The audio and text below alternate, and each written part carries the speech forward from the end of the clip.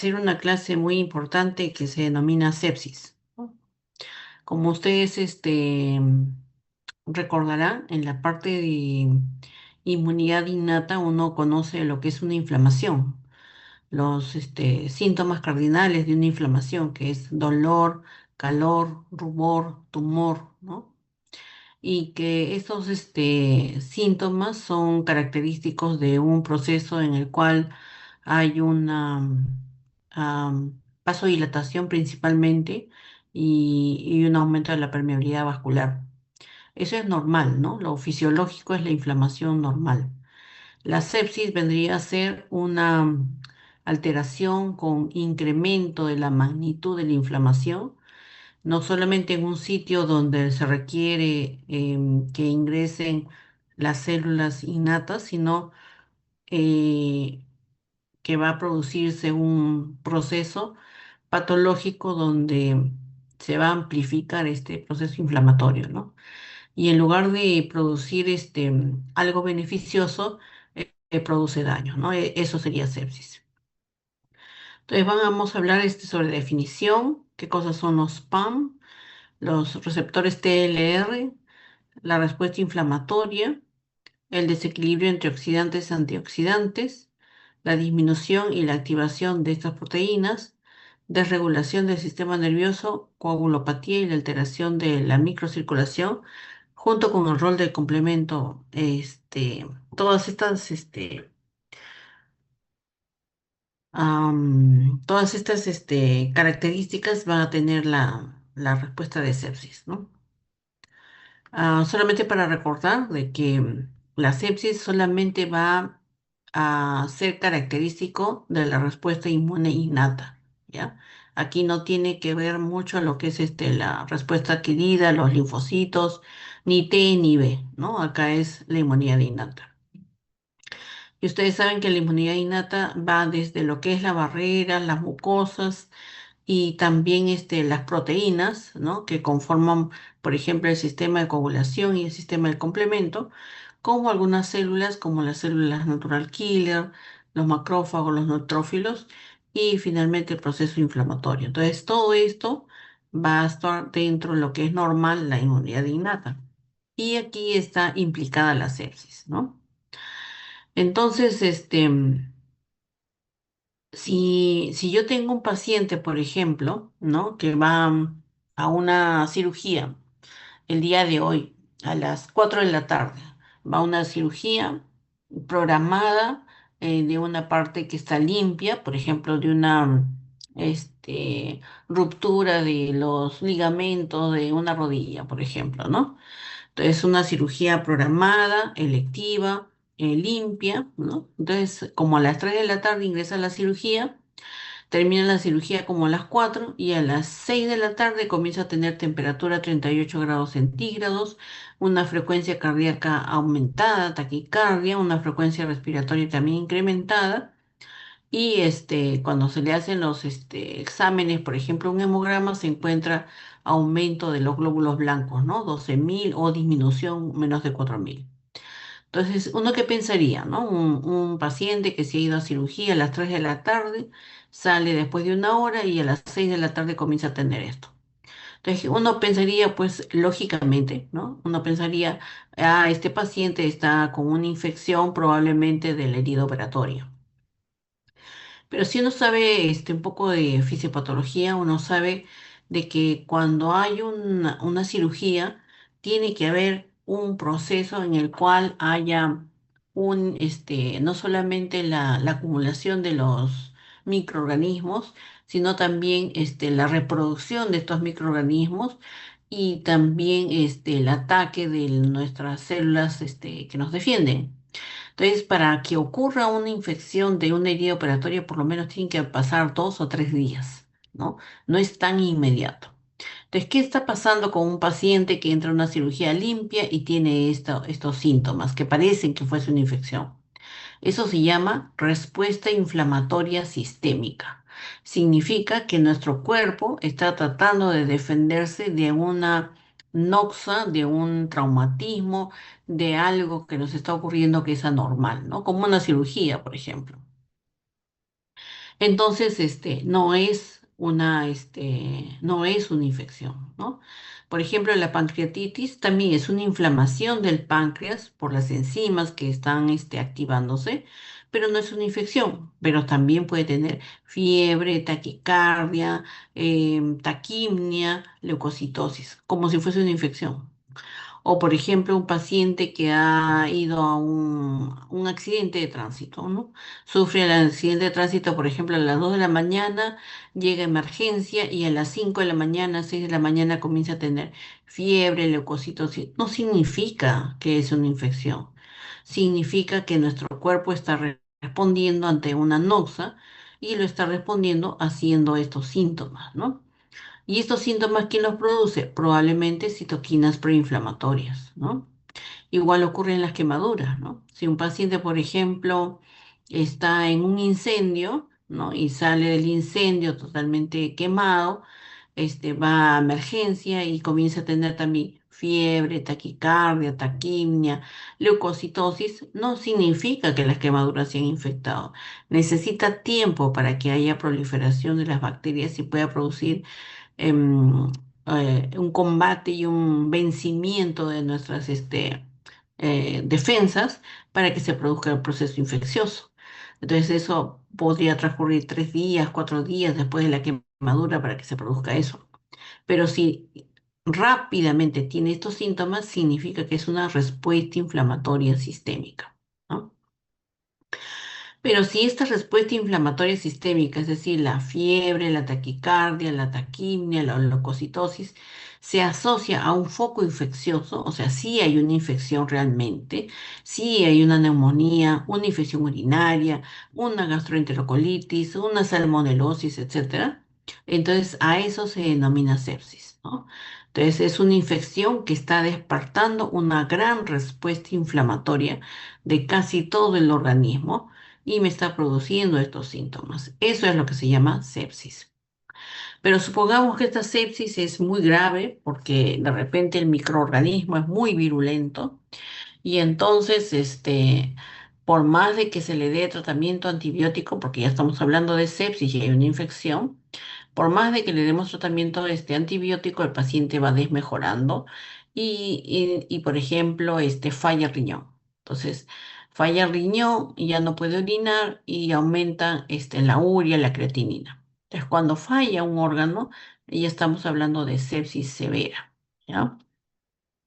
Pero si además de que está fallando, por ejemplo, el riñón, comienza a fallar el aparato respiratorio y el paciente comienza a tener disminución de la presión de oxígeno arterial y entonces tienen que intubarlo y colocarlo en una máquina y ya están fallando dos órganos, no solamente el riñón, sino también el aparato respiratorio. Entonces ya no estamos hablando solamente de sepsis severa, sino de una disfunción multiorgánica, ¿ya? Entonces, un paciente puede tener respuesta inflamatoria sistémica sin infección, sí. Puede tener estos síntomas sin infección, sí, ¿ya? Pero si la respuesta inflamatoria sistémica se asocia a una infección, eso se llama sepsis. Si hay falla de un órgano, eso se llama sepsis severa. Y si fallan varios órganos, más de dos, entonces estamos hablando de una falla multiorgánica. Perdón. Entonces, sepsis, según la Organización Europea de Medicina Intensiva, se define como la disfunción orgánica, es decir, la falla de órganos que pone en peligro la vida, que está causada por una respuesta anormal inflamatoria de un huésped debido a una infección, ¿no? Entonces, esta infección va a desencadenar una respuesta inflamatoria y esta respuesta inflamatoria es tan grave que finalmente pueden fallar los órganos. Entonces, ¿cómo yo me doy cuenta si falla el aparato respiratorio? Porque de repente los gases arteriales están disminuyendo y porque el PAFI, que es la presión arterial de oxígeno entre la fracción inspirada de oxígeno, comienza a aumentar. También puede fallar el sistema de coagulación, ¿no? Porque las plaquetas comienzan a disminuir. O puede fallar también el hígado, las bilirrubinas van a comenzar a aumentar. o falla el aparato cardiovascular y la presión arterial media comienza a disminuir, o falla el sistema nervioso central y comienza a disminuir la escala Glasgow, o falla el sistema renal, ¿no? Y aumenta la creatinina. Entonces, finalmente, el objetivo de la sepsis es que fallen los órganos, ¿no?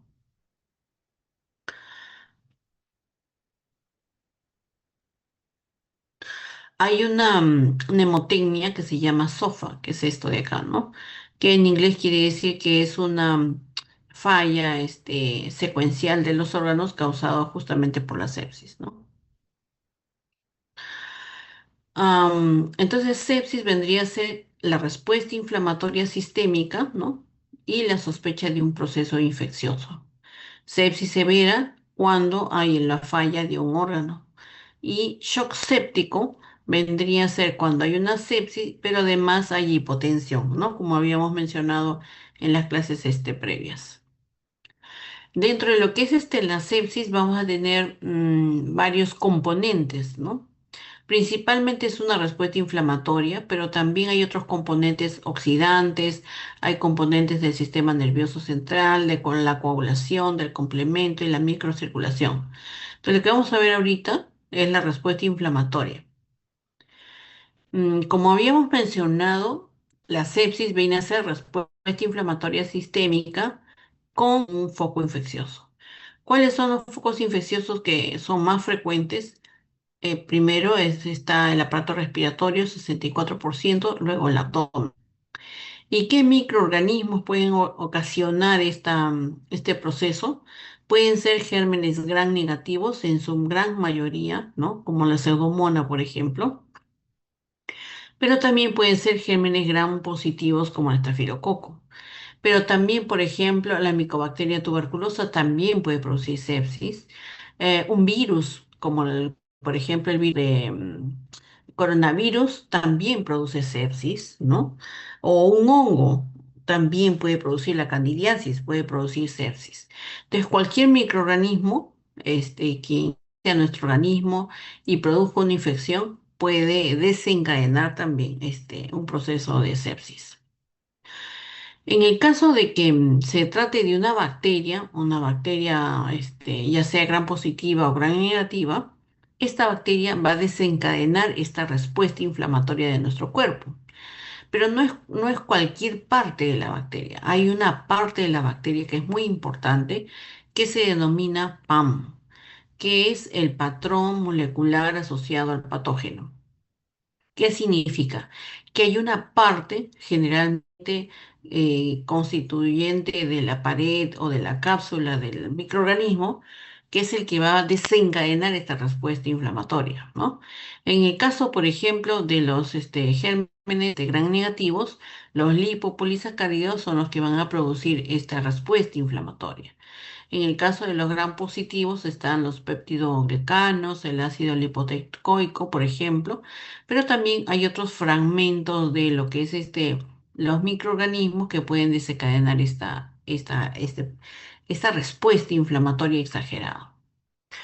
Entonces acá vemos, por ejemplo, la pared celular de una bacteria, ¿no? Acá tenemos, por ejemplo, los lipopolisacáridos que están conformando esta pared y dentro de lo que es la estructura del lipopolisacárido solamente hay una sustancia que se llama el lípido A, que es el responsable, ¿no? En la bacteria gram negativa de producir esta respuesta inflamatoria tan grave que se denomina sepsis, ¿no?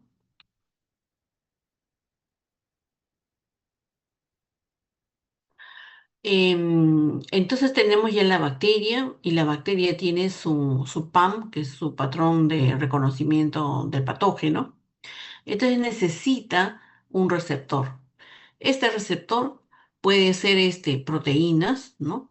Pueden ser algunos componentes de las bacterias, ¿no? Como por ejemplo el ARN, el ADN, los lipopolisacáridos, etcétera. Y también pueden ser otro tipo de receptores que se denominan receptores TOL, ¿no? Estos receptores Toll-like se llaman así Toll-like porque se encontraron estos receptores también en la constitución de las células que se encontraban en la mosca, ¿no? Entonces, cuando lo encontraron en el ser humano, dijeron, pues se parece a estos receptores de la mosca. Por eso se llama Toll-like, porque se parecen, ¿no? Estos receptores Toll-like, pueden ser extracelulares, ¿no? O pueden ser intracelulares. Generalmente los extracelulares tienen que ver con bacterias gram positivas, gram negativas, y los intracelulares tienen que ver, por ejemplo, con virus, ¿no? Y también hay otro tipo de receptores, ¿no? Hay receptores fagocíticos, hay otro tipo de receptores, dependientes de la lecitina, por ejemplo, que también juegan un rol importante. Pero nosotros nos vamos a concentrar en los receptores de tipo Toll-like, ¿no? En estos receptores.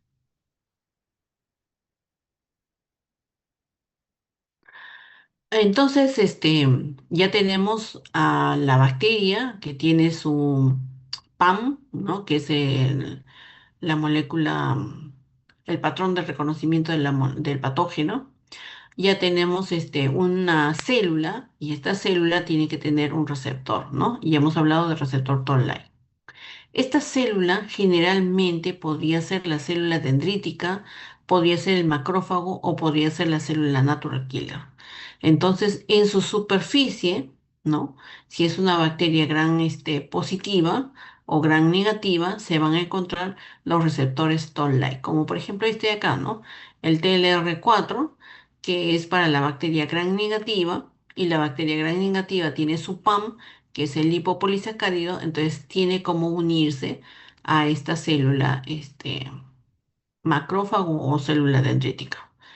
Para esta unión, ¿no? Necesita glucosa, ¿no?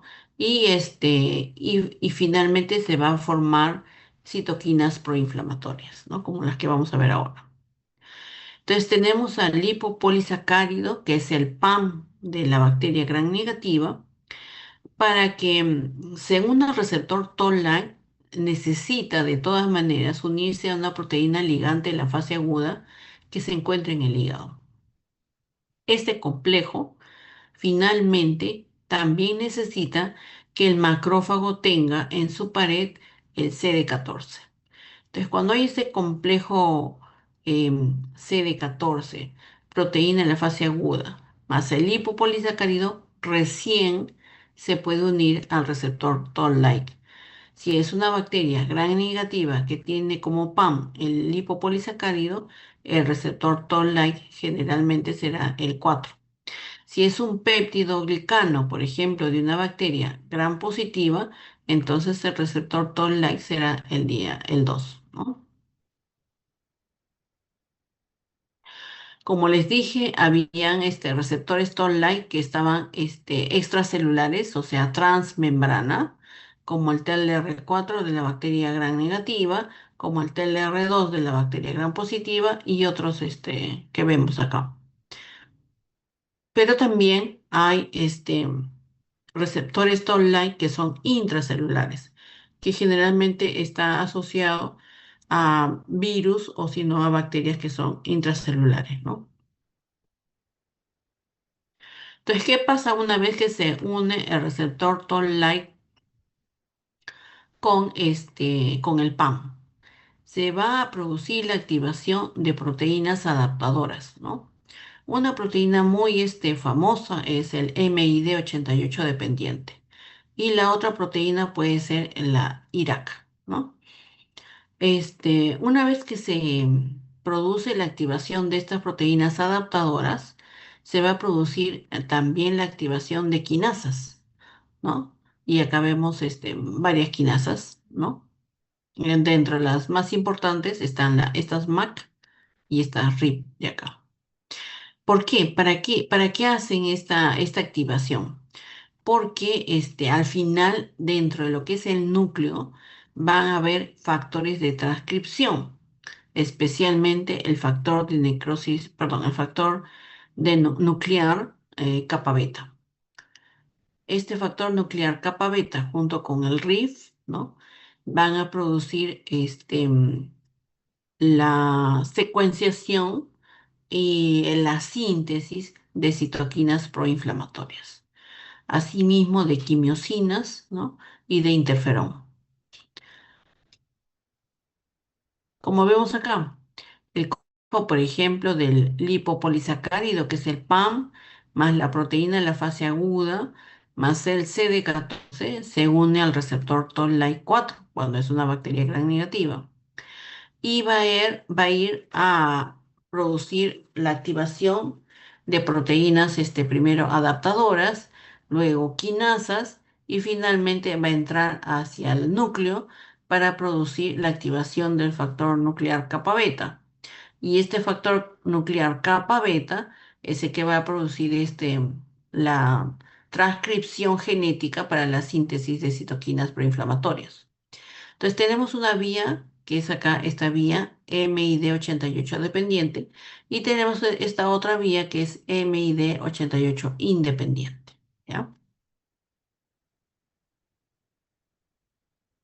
Entonces, una vez que se activó el factor nuclear kappa beta, lo que se va a producir es la síntesis de citoquinas proinflamatorias. La primera citoquina proinflamatoria que se va a producir es el factor de necrosis tumoral alfa. Y luego que se produce esta citoquina, recién se puede producir la interleuquina 1 y la interleuquina 6.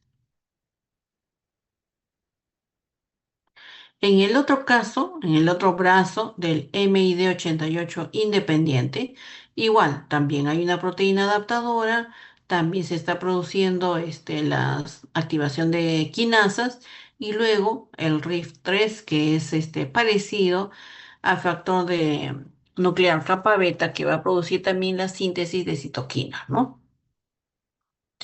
En este caso se va a producir interferón, se va a producir la interleuquina 10, que es casi la única interleuquina antiinflamatoria. Sustancias de radicales libres, superóxidos, óxido nítrico, caspasas, ¿no? Se va a producir por esa vía. Como les dije, por ejemplo, el receptor Toll-like de tipo 3, que es intracelular, tiene que ver con la activación o la unión del ARN, especialmente de virus, y se va a ir por la vía TRIF, es decir, por la vía MID88 independiente, para producir ¿cómo se llama? Citoquinas proinflamatorias a partir de las células dendríticas. ¿Qué pasaría si la bacteria fuese gram positiva? ¿No? Su PAM sería el péptido glicano, necesita la proteína en fase aguda, el CD14 y todo ese complejo se va a unir al receptor Toll-like. ¿Cuál es el receptor Toll-like que le toca al péptido glicano? El receptor tipo 2. Luego va a activar a las proteínas adaptadoras, luego a las quinasas y va a producir la activación del factor nuclear kappa beta que va a producir genéticamente la síntesis de citoquinas proinflamatorias, principalmente el factor de necrosis tumoral alfa. Entonces, finalmente llegamos pues a que se producen las citoquinas proinflamatorias. ¿Por qué son importantes? En el caso del factor necrosis tumoral, es el regulador máster, o sea, es el primero que tiene que producirse y si se produce, recién se producen todos los demás citoquinas proinflamatorias. Tienen que ver con las moléculas de adhesión, los ICAM, los BCAM, para producir la atracción y el rodamiento y este, ingreso de neutrófilos hacia el sitio, por ejemplo, de la lesión, ¿no? Luego también puede producir, como dije anteriormente, la activación de las otras citoquinas proinflamatorias como la interleuquina 1, la interleuquina 6, ¿no? También tiene que ver con la producción de la fiebre, por eso es que un paciente que tiene respuesta inflamatoria sistémica también va a tener fiebre sin necesidad de tener una infección, pero estamos viendo que la sepsis generalmente tiene una infección, ¿no? Una un componente infeccioso. Luego tenemos la interleuquina 1, que es el responsable principalmente de activar el sistema de coagulación, pero también se le denomina pirógeno endógeno porque tiene que ver con la producción de la fiebre. Luego tenemos la interleuquina 6, que es la principal interleuquina que tiene que ver con la fase aguda de un proceso infeccioso. Y también va a producir la activación del linfocito T y linfocito B. Y como les dije, también hay la interleuquina 10, ¿no? Entonces, de todas maneras, el cuerpo tiene esa posibilidad de disminuir esta tormenta de citoquinas proinflamatorias a través de la interleuquina 10, ¿no? Pero cuando predomina esta interleuquina 10, porque hay infecciones donde van a predominar, entonces se conforma un cuadro de inmunosupresión.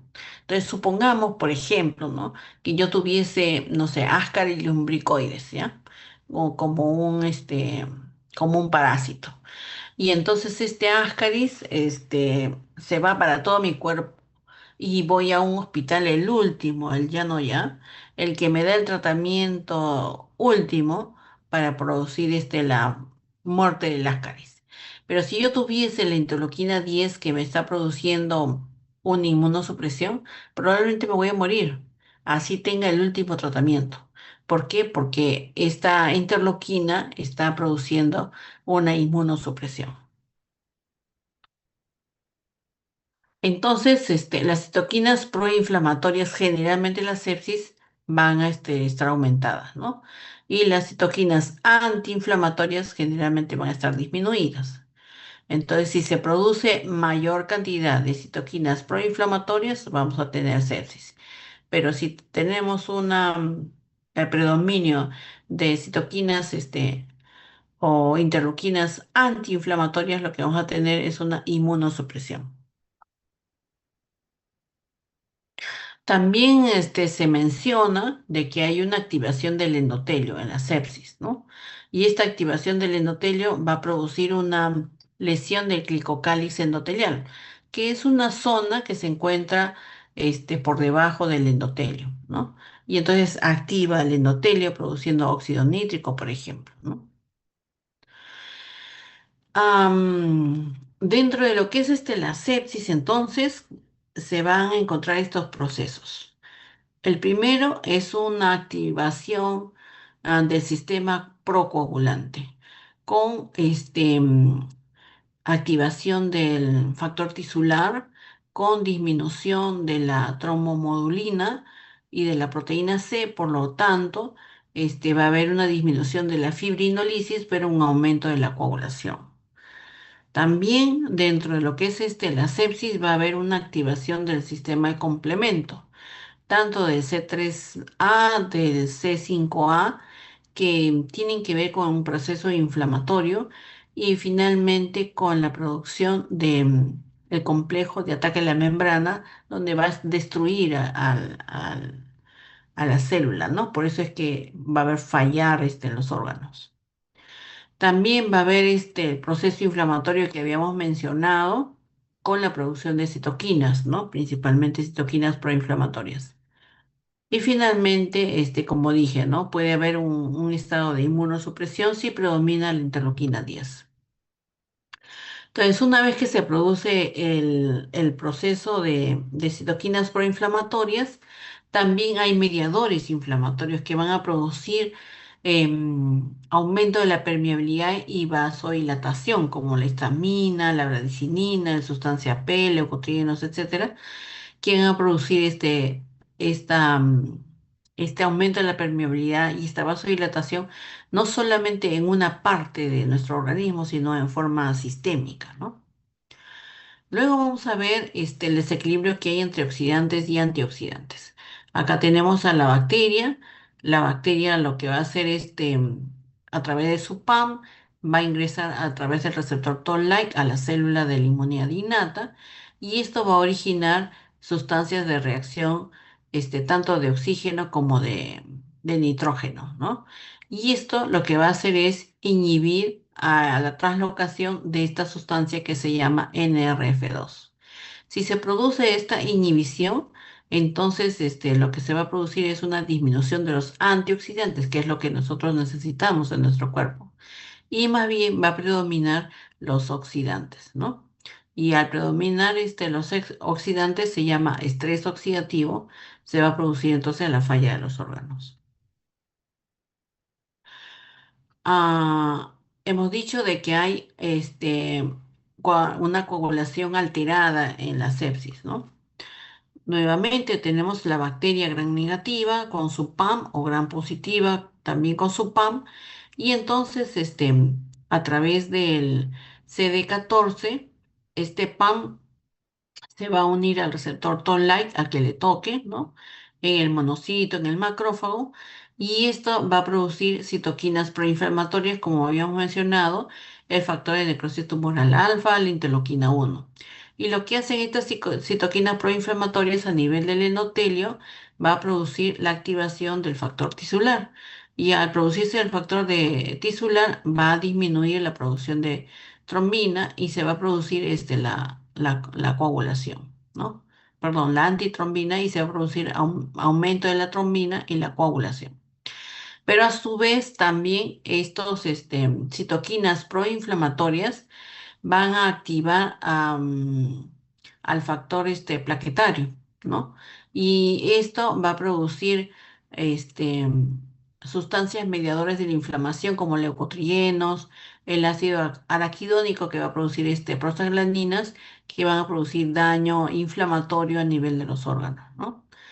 Y también estas citoquinas proinflamatorias van a inhibir al inhibidor del plasminógeno, por lo tanto van a inhibir la fibrinolisis y lo que se va a producir es más trombosis. ¿Por qué es importante esta trombosis? Porque se va a producir en las microcirculación y va a producir isquemia en los órganos y falla, ¿no? De los órganos.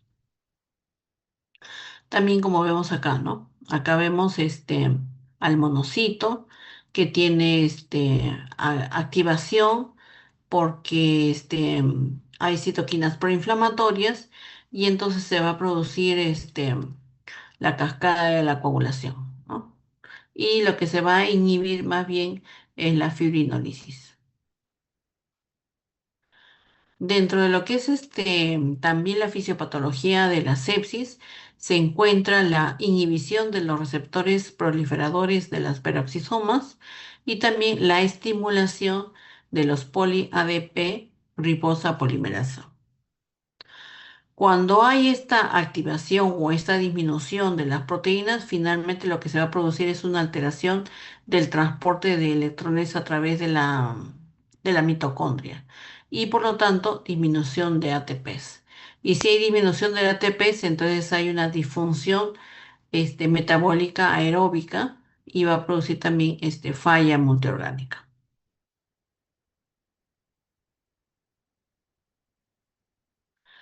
También hay una desregulación del sistema nervioso, ¿no? Acá tenemos la bacteria se une a las células de la inmunidad innata, se producen las citoquinas proinflamatorias y lo que van a generar es una activación a nivel del sistema nervioso autónomo. Entonces, si es que van a ir hacia los receptores beta 2 adrenérgicos, se va a inhibir la liberación de las citoquinas proinflamatorias.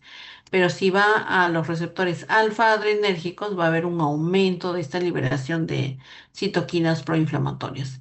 Esto en relación al sistema simpático. Y cuando se trata del sistema parasimpático, como acá, lo que vamos a tener también es que la bacteria va a producir también una estimulación para producir citoquinas proinflamatorias y va a ir viajando hacia la primera y segunda neurona y luego va a activar a la alfa 7 acetilcolina. Y esto va a producir una supresión de la liberación de citoquinas proinflamatorias, ¿no?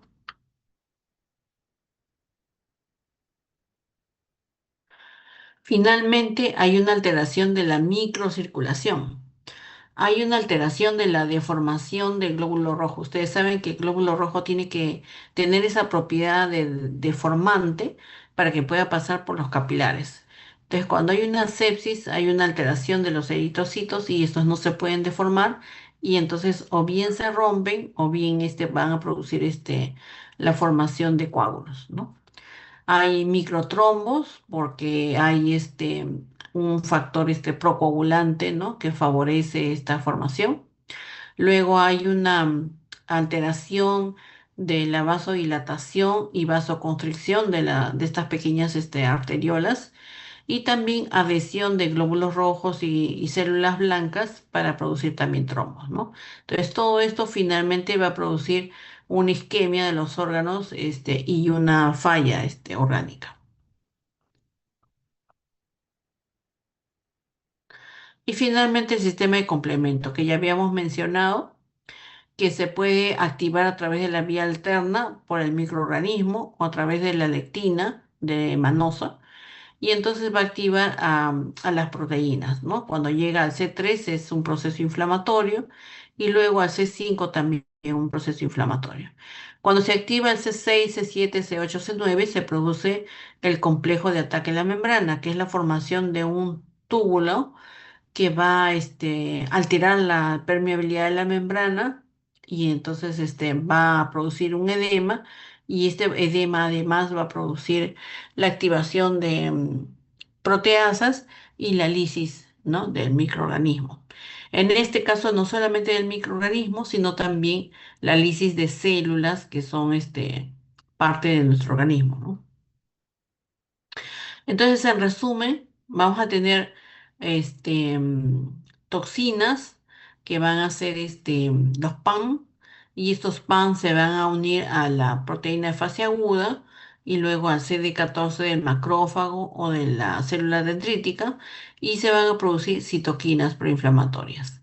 Estas citoquinas proinflamatorias van a tener manifestaciones clínicas como fiebre, taquicardia, taquimia también van a tener una alteración a nivel del endotelio, donde se va a producir una marginación del neutrófilo, donde se va a producir una activación de la coagulación, ¿no? Y esto va a reducir el volumen del vaso sanguíneo, produciendo entonces una hipoxia celular, ¿no? Además, se va a producir citoquinas proinflamatorias y antiinflamatorias dentro de estas citoquinas proinflamatorias, la síntesis de óxido nítrico, que va a producir también una gran vasodilatación y eso va a producir también, además de los trombos, la hipoxia celular, ¿no? Muy bien, creo que hasta ahí es. Ok, entonces, la sepsis, para concluir, es una condición de manifestaciones clínicas causadas por una infección. Entonces, tiene que haber infección y tiene que haber respuesta inflamatoria sistémica. Y también la sepsis forma parte solamente de la inmunidad innata. Son necesarios para iniciar la sepsis el PAM de los microorganismos y el receptor Toll-like, ¿no? Las citoquinas proinflamatorias como el factor de necrosis tumoral, interleuquina 6, 8, 1, etcétera, son los que van a dar la clínica. ¿Por qué un paciente con COVID tenía mucha fiebre, mucha sudoración, mucha baja de peso? Sus exámenes eran totalmente inflamatorios. ¿Por qué? Por las citoquinas. Por eso cuando ustedes lean sobre COVID, ustedes van a ver que es una tormenta de citoquinas, ¿no? Lo que se producía en el COVID. Pero también hay citoquinas antiinflamatorias como la interleuquina 10 que trata de controlar ese proceso inflamatorio sistémico, ¿no? Y también dentro de lo que son los factores de nervioso autónomo, complemento, la coagulación, también forman parte de lo que es la sepsis. Muy bien. ¿Alguna pregunta?